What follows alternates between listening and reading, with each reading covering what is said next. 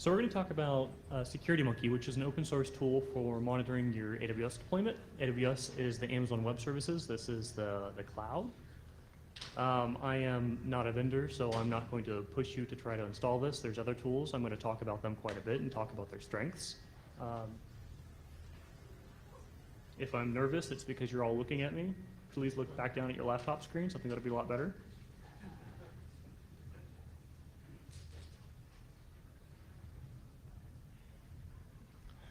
So a little bit about me. I work at Netflix. I am a security operations engineer. So I think the vast majority of my time is dealing with operations requests. Those are requests to sync IAM roles across accounts, to do security modifications, to help with VPC setups and things like that. But that does leave maybe about 20% of my time to work on code to automate this work. And so I am the maintainer for SecurityMonkey. And I've been a contributor to Sleepy Puppy, which is another tool that we open sourced. Sleepy Puppy is for delayed cross-site scripting detection, and I think it's kind of generous to say I'm a contributor. I'm more like a cheerleader. It's Scott Barron's project. He is an excellent engineer, and that's really his baby. A little bit about Netflix here. We have dozens of accounts. And we have to monitor all of them. And we also are an active company. And so when Amazon has difficulties in one region, we can fail over to a different region. And I think monitoring and managing that deployment with just the Amazon console can be quite difficult. Because I think when you log into the console, you're logging into a specific account. You then have to choose a technology and a region. And so it's difficult to see what's going on everywhere at once. And so this is a big reason. This is my favorite part about SecurityMonkey. So talking about the cloud, why it's different, you can go on and on about the description of the cloud. NIST has a definition. The most important thing to me is that it's self-service. And this has implications that the security team needs to not be in the way of your developers. They need to have access to just deploy instances, bring up ELBs, everything like that.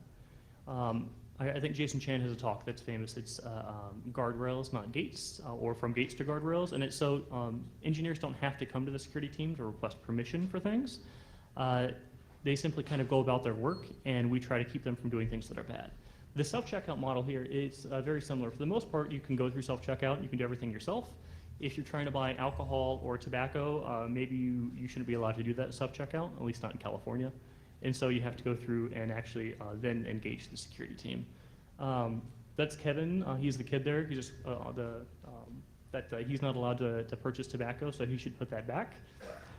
His picture is in here because he has a talk after lunch on Lemur, which is our PKI infrastructure in automation.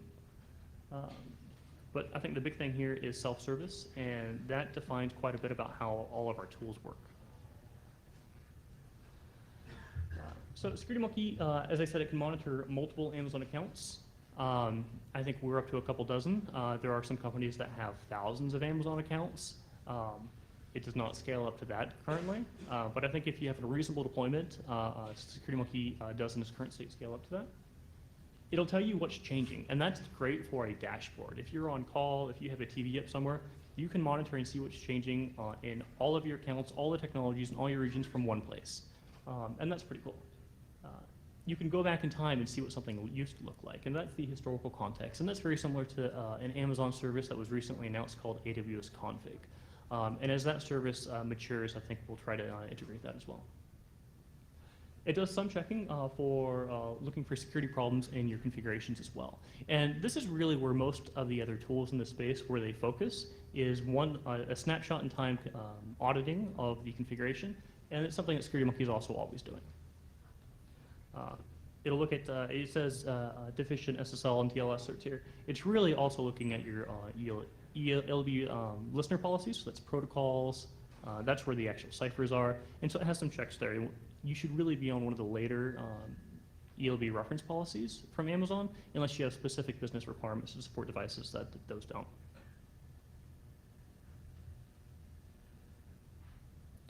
So in addition to being able to search and look at objects in different regions and accounts, you can also compare them. And so this becomes really important when you have a multi-region deployment.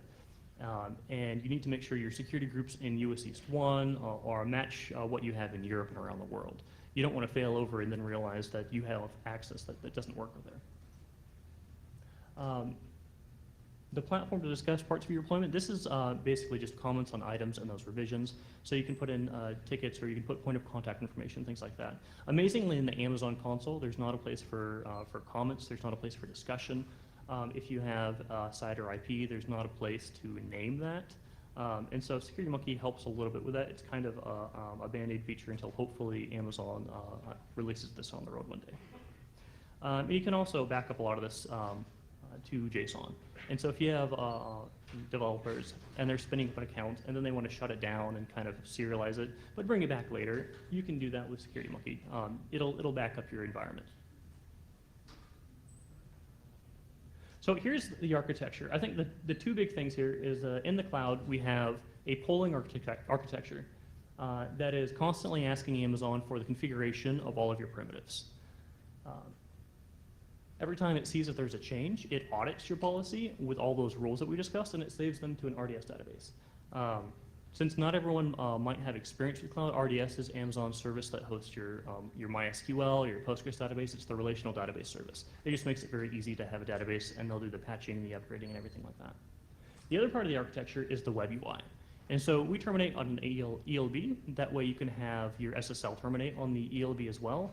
And that's very important. It ties in very well with our Lemur open source project that will be discussed after lunch. I think the rest of this is kind of standard for apps. Nginx serves up static content. Unicorn is where all the REST API, the Python that has to talk to the database. That's what handles that.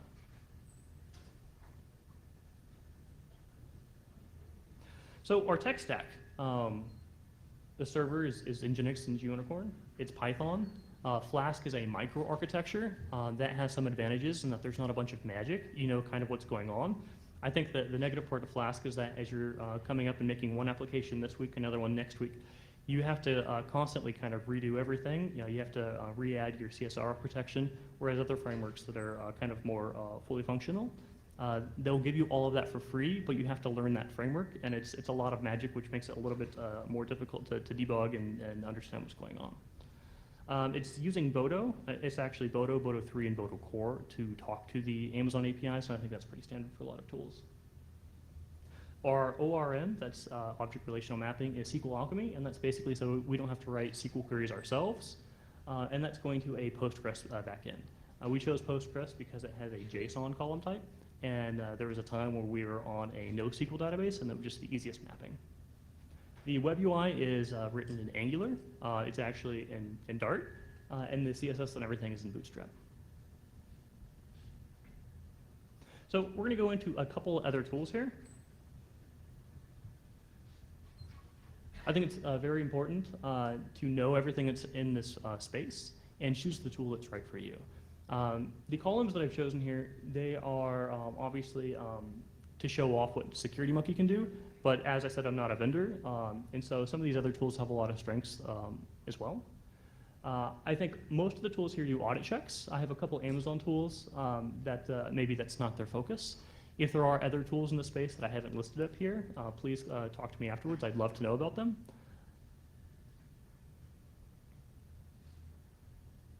I think the other thing is I'd love to have any feedback if you've used these. So SecurityMonkey, it does audit checks, and so that's when it's actually looking at configuration and telling you that you've actually made it so this is available to the internet, a lot of checks like that. The configuration history, that lets you go back in time. So instead of just looking at what it looks like right now, did the security group allow access last Tuesday? And so that's pretty important.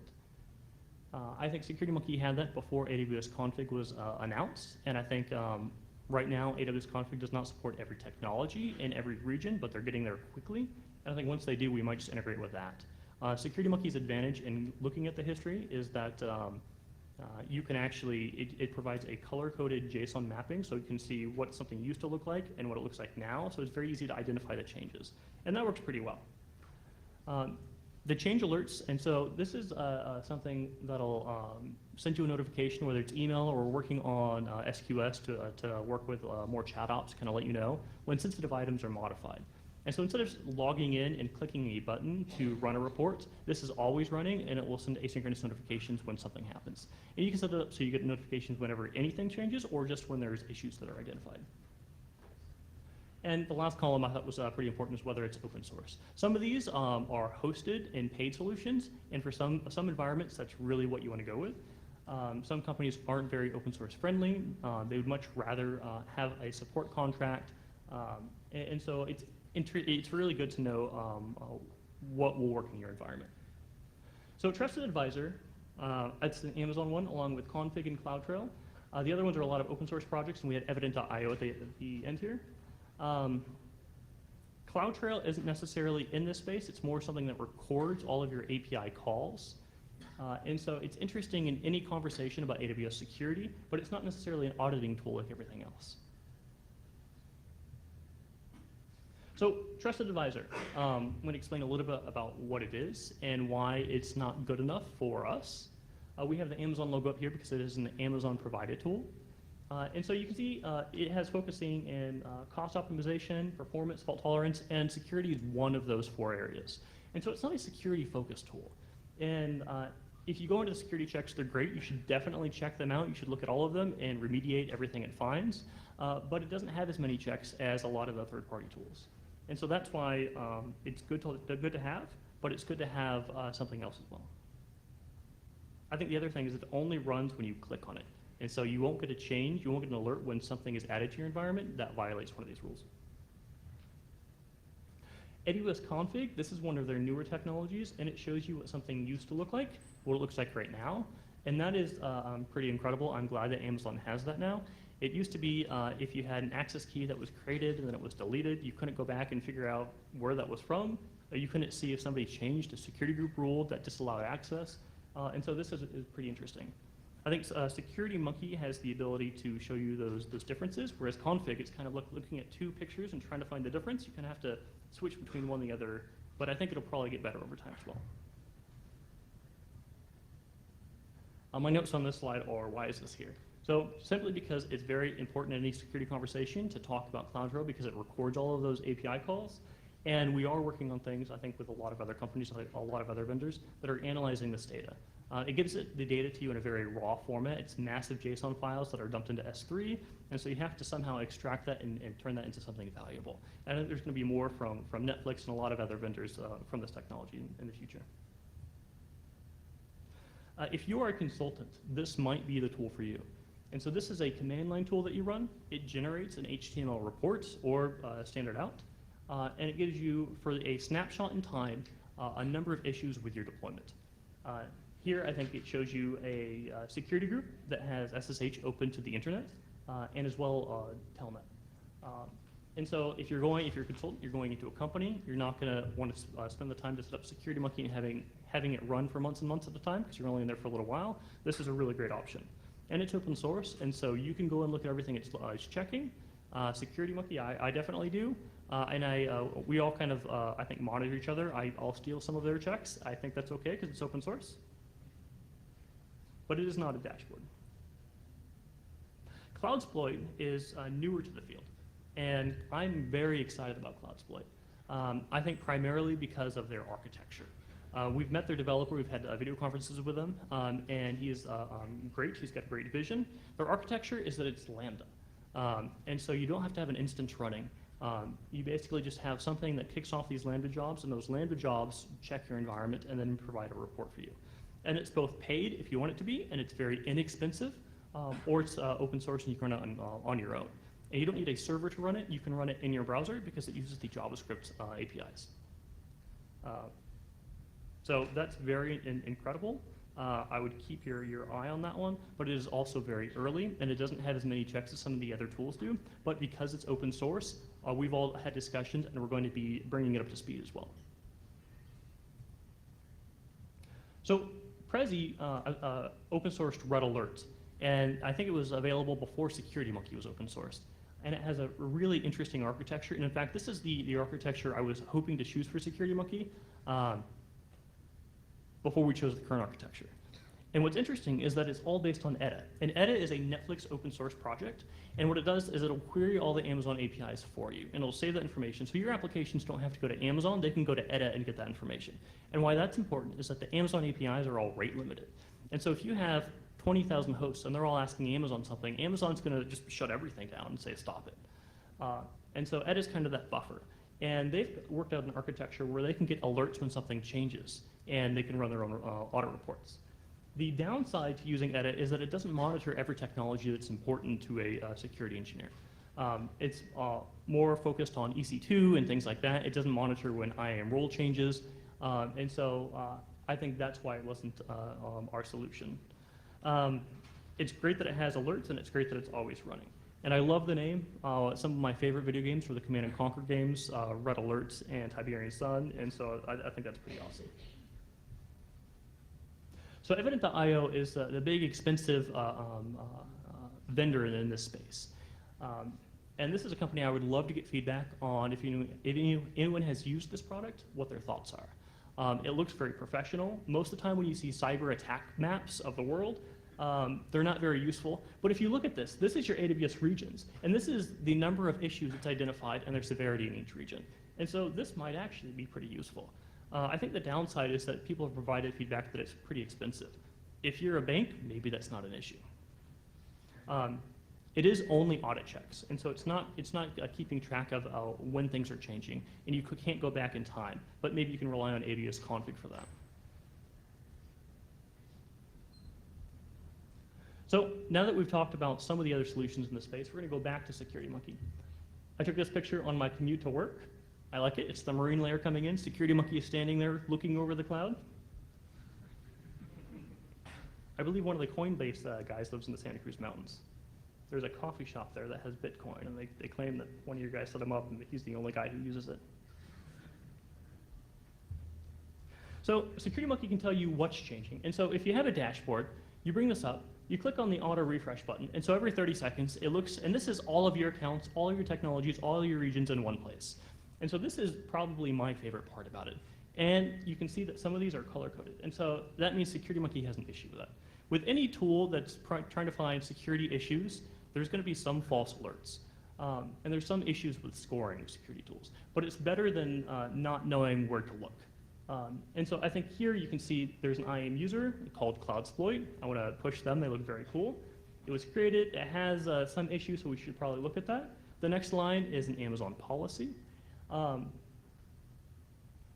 this is an up-to-date screenshot. We've got another one that's a little bit later that shows some other functionality. So once you know that things are changing, you want to know what it changed exactly and when it changed. And so here we have that JSON I was talking about. And maybe JSON isn't the best UI, but it's very dynamic. And here we have it so it's color-coded. And so you can see that this IAM user has an access key that used to be active. That's the red. It's gone away. It is now inactive. And so this is the diff view, and you can see that from the tab on the left. There's a couple other tabs, and we'll get to some of those and why they're important. So it shows you when it changed, how it changed, and you can actually, there's a timeline where you can see, you can go back in time to see how it used to look. So here's a couple use cases. If you're on call, you're going to be paged at some point, and when it's 2 a.m. and everyone's on a bridge, everyone's panicking, and they're saying the firewall started blocking my traffic, and if you don't have some way to go back in time, you have no idea if that changed. Maybe it did. SecurityMonkey can let you know that it used to look like this, somebody did change it or did not change it, and so you can actually focus your troubleshooting abilities on the areas that actually matter. The same thing for not just security groups, but also S3 access. And so you can see if something used to have S3 access. It's interesting when Amazon updates managed policies. They have different versions and they push them out constantly. And so SecurityMonkey can see when they update that. And that's one of the only IAM policies that you don't really control yourself. Amazon is controlling that. And so you might want to know when they are changing that access, because if you're providing that access to a server or an instance or something, it might be very important for you to know that it has now expanded its access. And it has forensics value. And so if you store this database in a place that is separate from your production environment, and you do have a breach, you will have a trail of the changes that happened to your Amazon primitives during this breach. And I think that is very good for tracking down how an attacker might move through your environment. I should define S3. This is an Amazon service for simple storage. And so massive amounts of files are all stored on S3. So a lot of policies, and Coinbase talked about this a little bit in their talk, they use wildcards. And you don't necessarily know all the permissions that are included with these wildcards. And in fact, I've been trying to put together a list of all Amazon permissions, and it's very difficult to. The policy generator has quite a few of them, but not all of them. And so what we try to do here is anytime there's a wildcard, a star, you can click on that tab, and it'll expand that out to show you all the different permissions that we know about that are included in that wildcard. And so I think the EC2 describe star is a very important one to be able to know if somebody has access to the user data on your instances. And this is a great way to try to figure that out. Now, there's also the ability to minimize policies in SecurityMonkey. And I wish I never had to do this. I don't like having wildcards in my security policies. I really rather enumerate everything that it can do. But there are reasons that you can't. There are policy size limits in Amazon. And they're getting better over time, but there's no way you'll ever be able to enumerate every single action on every technology type in an Amazon policy, especially if you have conditions and you're listing out resources and everything like that. And so if you have a user that has very few permissions, this is never an issue. And if you have a full admin, they just have a star, so that's never an issue. If you have power users, they're somewhere in the middle, and you might run into those policy size limits. And so you might have to minimize a little bit. In this example, we've minimized, and so you can see create log group and create log stream had been minimized to C star. And that's a lot smaller, maybe pretty cryptic. That doesn't show you what that means. Of course, you can click the expanded button, or when you're minimizing it, you can change the minimum number of characters from the 0 to maybe 6, and then you get create star, and that would be a little bit better. But I think I would prefer to avoid this entirely. I'd much rather have a whitelist of things that somebody is allowed to do than have wildcards. So there's just discussion. You can have comments on your items and on each revision of that item as well. And here you can put JIRA tickets, you can put point of contact, you can put other metadata about the primitives. I think we're working towards having this so it'll also do a callback to your chat op. So in your chat room, when somebody adds a comment or a justification, it'll let you know about that as well. So what's really interesting about the Coinbase talk is they have some really interesting ideas for how IAM should be done. And we do them very differently. And the cloud is at a place right now where we can have these competing views and there's not a set standard. And I find this incredibly interesting. And so I specifically chose this set of issues from an IAM user to bring up this point. So this user has an access key. And I have declared war on access keys. They get checked into GitHub. When your laptop gets stolen, you have to figure out if somebody was able to use them and remediate that and then revoke them. They never get rotated. Oh, maybe you have a manual process to do that. Oftentimes, the owners won't rotate. You have to set up something in your calendar to constantly rotate these access keys. And so we try to avoid users wherever possible, and we use IAM roles instead. When you launch an instance into an IAM role, it retrieves its credentials from the Amazon metadata service on that instance. Amazon automatically rotates those keys every hour. They're put in your environment. They're not put in a file, so they don't get checked into GitHub. You don't have to worry so much when a laptop is stolen. The other permission I have here is this user has access to modify security groups. And so SecurityMonkey has a list of IAM permissions that you should flag on because they're very sensitive. And I have a couple in there, but there's not a definitive list. And if somebody wants to make an open source project on GitHub that just lists out the things that are really sensitive, I'd love to see that. We're kind of adding them as we find them. I think anything that modifies security groups, or there's some RDS ones, or pass role that's an IAM one, those are all very sensitive. The security group modifications are quite powerful because unlike other technologies, you can oftentimes limit them by putting a resource clause in. Security groups don't have an ARN, so that gets much more difficult. We have a solution, but we're hoping that at some point the Amazon policy language will allow us to restrict this permission to specific security groups. The other thing I want to bring up, this has a score column. And I had a colleague who used to say, numbers lose meaning. And it's true, scores are kind of silly. Here, maybe a security group modification should be a 7 and the access key should be a 1. But there are some objects that have a number of different issues. I've seen maybe they're completely fine, but SecurityMonkey raises 20 issues on them. And so the combined score is 100. And you compare that to something that has a score of 10. And you're really comparing apples and oranges. So be very hesitant to prioritize just by score alone. You really have to have a human look at this and evaluate the risk.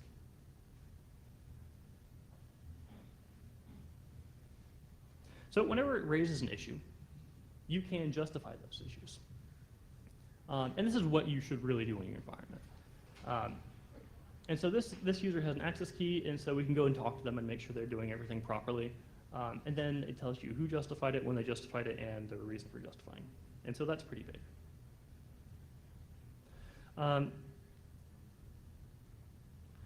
So I think I'm going to go into a few common issues that we find with SecurityMonkey. And oftentimes when I talk to people, they don't realize that if you have your configuration set in a certain way, that you might be vulnerable to attack. Don't mind me. So if you allow your employees to type CIDRs, I would advise against that. A lot of our infrastructure now disallows them to do that at all. And if they are allowed to do it, they will definitely make mistakes. Maybe they're not all network engineers. They're going to put a /0 at the end of an IP address. It's going to be open. And so don't allow them to do that. SecurityMonkey tries to catch some of that. It'll catch really large network ranges. It'll catch /0s, even if they're not 0.0.0.0. And that's important. The other thing, if you're an EC2 Classic still, if you have any RFC 1918 CIDRs in your security groups, that's bad. So this means if you're allowing access from 10/ and you're an EC2 Classic, you're not yet in VPC, what you're actually allowing is any other Amazon customer that's in that same data center, that same region, can access those instances. And that's not something that Amazon necessarily tells you in the console. And so SecurityMonkey will bring that up, and you want to avoid that at all costs. This next one is for S3. And so this is the buckets. There's different technologies that protect the permissions on S3 buckets, and it's actually kind of confusing. You have an ACL, you have a policy. The IAM objects that are interacting with these buckets, they have their own policies, and then there's actual object permissions as well. One of the big things that we've seen is the ACL will have something called authenticated users, which sounds great. They're authenticated. It means anyone with an Amazon account. So don't have any sensitive files in an S3 bucket protected by authenticated users. I think the next thing I'm going to spend a minute railing against is not action. And so in security, we want to have whitelists of what people can do. We don't want to have a blacklist and say you can't do this, but you can do anything else. And so where I've seen this used, people will say not action, and the one action provided will be IAM star, and that's great. You're disallowing them from creating users, from making themselves an admin. But there's so much else they can still do. They can mess with your CloudTrail, with your HSMs. And so we definitely flag on not action. This is a poor security practice, I think, to have to simply rely on a blacklist. Anytime there's a condition in an IAM policy, those can get pretty complex. I wish SecurityMonkey had the logic to parse them and say this is okay and that one's not okay. It does not. So it will flag on any condition, and a human needs to review that. There was a nifty bug in the console a little while ago. You could put spaces in your IAM policy, and then you could put your action after all those spaces. And if you're looking at the console on a Mac, you wouldn't see scroll bars. You would just see, like, the IAM star would be off the screen until you scrolled over there. Maybe that's kind of a silly bug, but SecurityMonkey will find that. It'll also find anyone who has IAM permissions, maybe buried in a list of other permissions as well. We saw the unrotated access keys was alerted on. An ELB is a load balancer in AWS, and anytime there's a load balancer that's internet accessible, we like to flag. Maybe that's intentional. A lot of the site is intended to be spun up and be internet accessible, but if it's launched in EC2 Classic, then they are internet accessible, and a lot of people don't realize that by default, and there's no way to make them private. In VPC, you have the option, and you want to make sure your developers are choosing the right option for their application. So always just look at your internet accessible ELBs to make sure that they're supposed to be. So we mentioned it does some SSL checks. And so this is the cert size, the signing algorithm, which protocols they're using, if it's SSL v3, do you use a custom cipher set, do you use a reference policy. There's some best practices here, and SecurityMonkey has a lot of flags there. Large port ranges, and I think one of the other favorite ones here is SecurityMonkey, you put in all of your accounts, and so it knows all your account numbers. We put in all of the Amazon support accounts as well. And so if there is something that has access that is not on the list that SecurityMonkey knows about, it'll flag it as unknown cross-account access. There's also the third-party friendly access and your own account's access. Whenever there is unknown cross-account access, you should be very, very leery. You should investigate that. You'll likely have to file a ticket with Amazon to figure out who owns that and hope it's okay. Don't have any unknown cross-account access. Identify every cross-account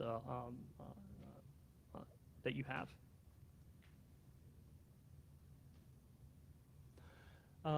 And so if you're going to the console, I think I said at the beginning, you log into a single account, and then you choose your technology, and then you go down into a region, and then you can see the items there.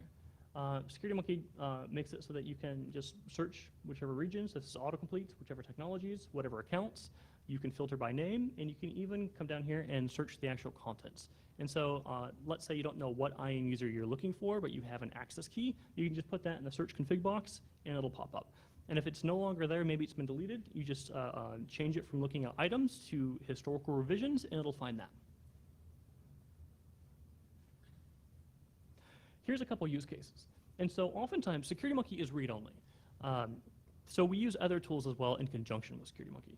So the kind of things that we get, these use cases are somebody will ask us to clone access from one account to another account or from one region to another region. SecurityMonkey allows you to go in and see the differences between those two, so you can see if they need to be synced or if it doesn't even exist in one region. We then use a number of scripts that we've written that maybe we'll open source at one point that'll help you push out these changes and sync them in those different environments. Okay, so here's a screenshot of the larger view. We don't have UI staff on team like some of the vendors do, but I think it's pretty good. So you can select a couple of different items. Here we have two different IAM users. One is in red, so it has a higher score. The other one's in yellow, so it's also something wrong with it, maybe. But you want to see what the difference is between the two. And these are two different accounts. And so you can just select the two and hit compare. And so I think that's pretty awesome. That's a newer feature. Okay, so we're open source. It's being used a number of places. We're accepting pull requests. We're constantly adding new checks and new technologies. I think we're ready for questions. Don't forget to go to Kevin's talk after lunch.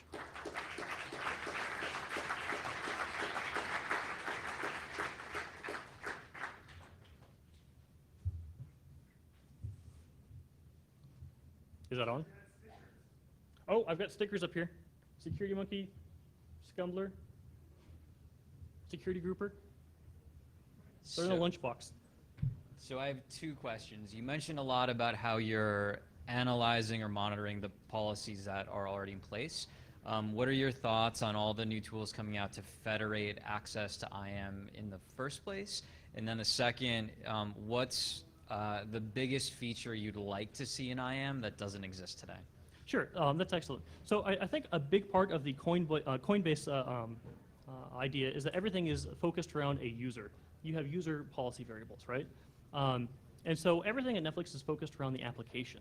All of our tools for deploying, everything's around the application. And so all of our IAM, it's IAM roles that are they're named after the application.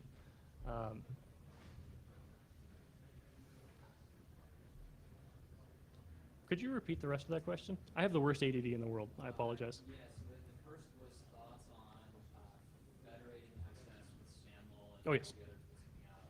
And the second being the biggest IAM feature you'd like to see that doesn't exist yet. Sure.